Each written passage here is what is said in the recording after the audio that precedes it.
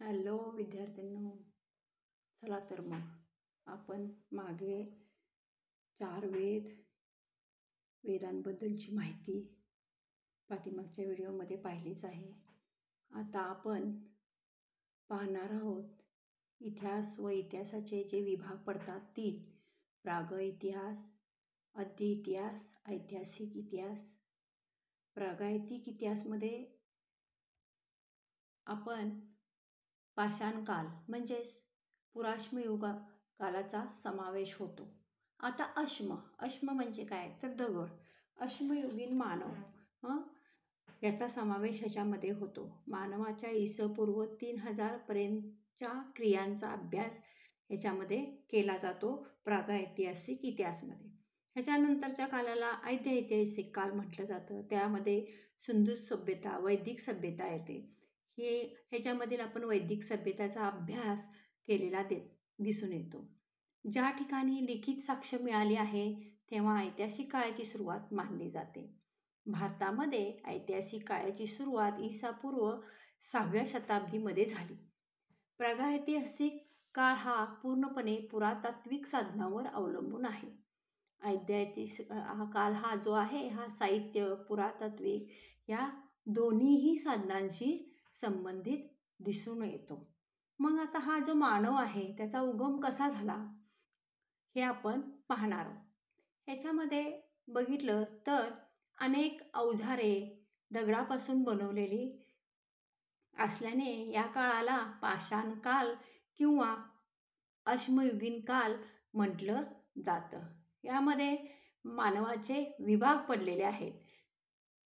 ऑस्ट्रोलोपिथिकस हा आपला सर्वात जवळचा पूर्वज मानवाचा समजला जातो. यालाच प्रोटो मानव सुद्धा म्हटलं जातं. इथिओपियामध्ये 32 लाख वर्षापूर्वी शिशुकन्याचे अवशेष मिळालेले आहे.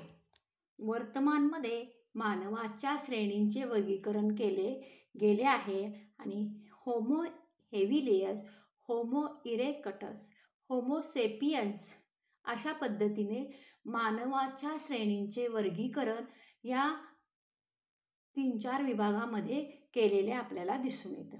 त्याच्यामध्ये आपण पहिलं पाहणार आहोत होमो हेबिलिस.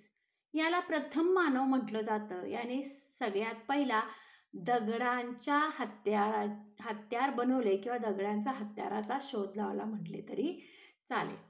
त्यानंतर पुढचं आहे होमो इरेक्टस. त्याने सर्वप्रथम दगडाचे हँडेक्स बनवले, अग्नीचा आविष्कार केला. कर्नूल जिल्ह्यामधील ज्या गुफा आहेत त्यामध्ये अग्नीचे अवशेष सुद्धा मिळालेले आपल्याला दिसून येतात. याची सगळ्यात मोठी विशेषता ही आहे की तो ज्या वातावरणात राहत होता ते वातावरण भौगोलिकदृष्ट्या व्यापक असे होते. हे आफ्रिकेपासून चीनपर्यंतचे लोक आहेत. कोण तर हे होमो इरेक्टिस. त्यानंतर पुढचा मानव आहे होमो सेपियन्स. त्याला बुद्धिमान मानव म्हटलं जातं. या मानवाची समानता जर्मनीच्या निअँडरथल मानवाशी केली जाते. या मानवाचे शव विसर्जन पहिल्यांदा केलं आणि अग्नीचा सगळ्यात जास्त वापर ह्या मानवाने केलेला आपल्याला दिसून येतो.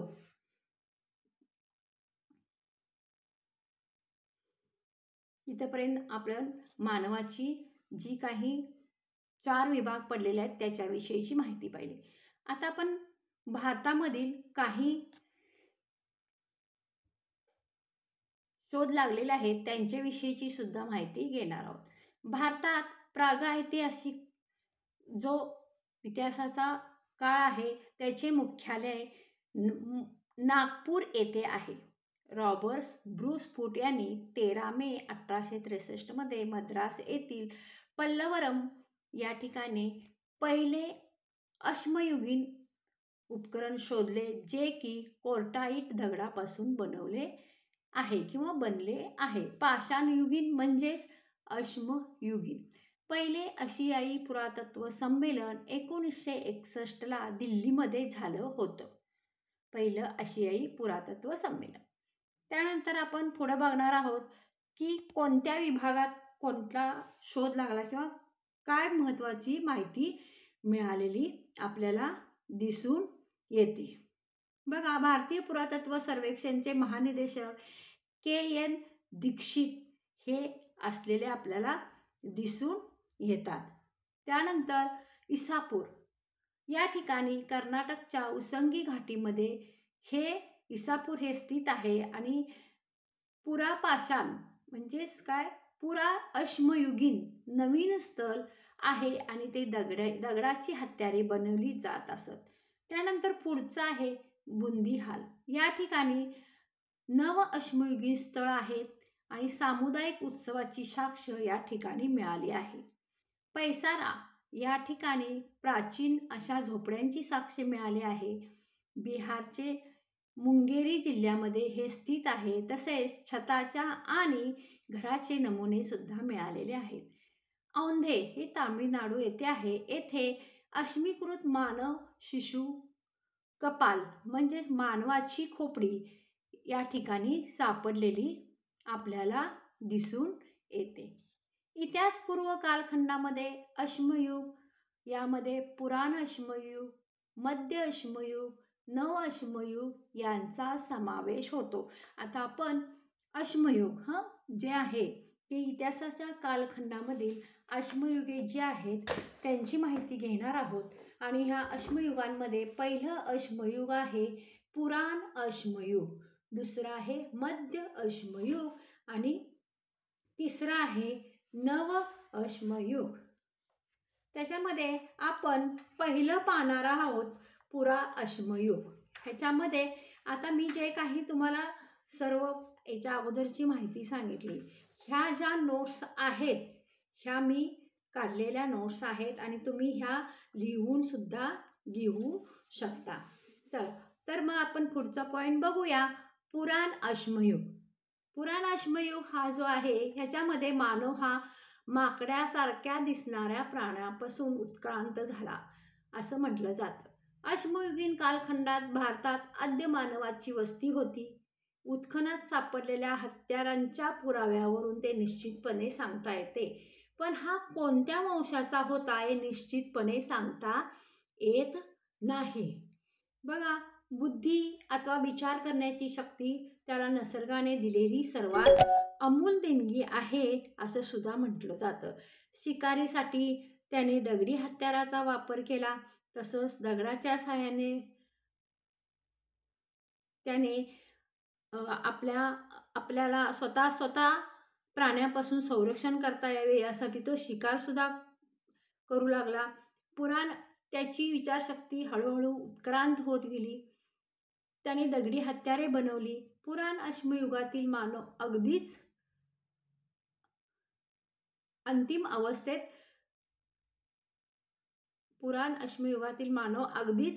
प्राथमिक अवस्थेमध्ये होता. फळे, कंदमुळे, प्राण्यांचे मांस हेच त्याचे अन्न होते. कंदमुळे खणून काढण्यासाठी, प्राण्यांची शिकार करण्यासाठी तो या दगडी हत्यारांचा वापर करीत असे. मानव त्या काळी शक्तिमान प्राण्यांची शिकार दगडाच्या साध्या हत्याराने करीत होता. अश्मयुगकालीन गुहांमध्ये शिकार केलेल्या प्राण्यांचे अवशेष सापडलेले आहेत. त्याच्यामध्ये हत्तीचे सुळे सुद्धा सापडलेले दिसून येतात. हाडाचे गळ, कटोरी, बाण यांच्या मदतीने मच्छीमारी करण्याची कला सुद्धा त्याने अवगत केलेली दिसून येते. त्यानंतर आपल्याला हे लक्षात येईल की मानव गुहेच्या आश्रयाच्या साहाय्याने राहू लागला. बर्फ, हिमयुग अशा ठिकाणी त्याला थंडीपासून बचाव करण्यासाठी तो गुहेत राहू लागला. तसेच क्रो-मॅग्नन मानवाची बुद्धी अधिक प्रगत झालेली आपल्याला दिसून येते. त्याच्या बुद्धीची झलक त्याच्या हत्यारातून आपल्याला दिसून येते. मानवाने शेवटी या कालखंडामध्ये धनुष्यबाणाचा सुद्धा शोध लावलेला आहे. हत्यारांच्या क्षेत्रातील धनुष्यबाणाचा शोध हा मानवाची मोठा शोध समजला जातो. क्रो-मॅग्नन मानव हा मात्र कातऱ्याचा पोशाख खात्रीने घालीत होता असं संशोधकांचं म्हणणं आहे. त्यानंतर त्या मानवाला सौंदर्याची जाणीव होती. दागदागिने याचे अवशेष सुद्धा सापडलेले आहेत. त्यामध्ये कानातील डूल तो कसा तयार करत होता, दागिन्यांसाठी त्याने शिंपल्यासारख्याचा सुद्धा वापर केलेला दिसून आलेले आहेत. तसेच या कालखंडात अग्नीचा शोध निर्माण झाला, तसेच चाकाच्या शोधा इतकाच तो महत्त्वाचा समजला जातो. त्या काळात समूह जीवनात भाषा सुद्धा उत्क्रांत झालेली आहे. भाषा म्हणजे मग फक्त चित्कार होते. चित्कारांना आकार येऊ लागला आणि हळूहळू वस्तूविषयी आणि प्राण्यांविषयी त्याला ज्ञान होऊ लागलेलं आहे. त्याच्यानंतर क्रो-मॅग्नन मानव हा परलोकाविषयीची काही श्रद्धा असाव्यात असे सुद्धा दिसते. ते त्याच्या गुहेतील असणाऱ्या चित्रांवरून दिसून येतं.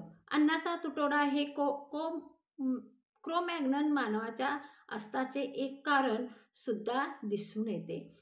कलेच्या क्षेत्रामध्ये चित्रकला, नक्षीकाम या क्षेत्रात त्याने प्रगती केलेली दिसून येते. गुहेतील भिंतीवर, छतावर रेनडियर, हत्ती, घोडा इत्यादी प्राण्यांची चित्रे कोरलेली आणि रंगवलेली आढळतात. हे आपण पाहिलं पुराण अश्मयुगातील मानवी जीवन कशा पद्धतीचं होतं हे आपण आता पाहिलेलं आहे. ह्याच्या पुढील भाग नव अश्मयुग किंवा मध्य अश्मयुग जे आहे ते आपण पाहणार आहोत. धन्यवाद.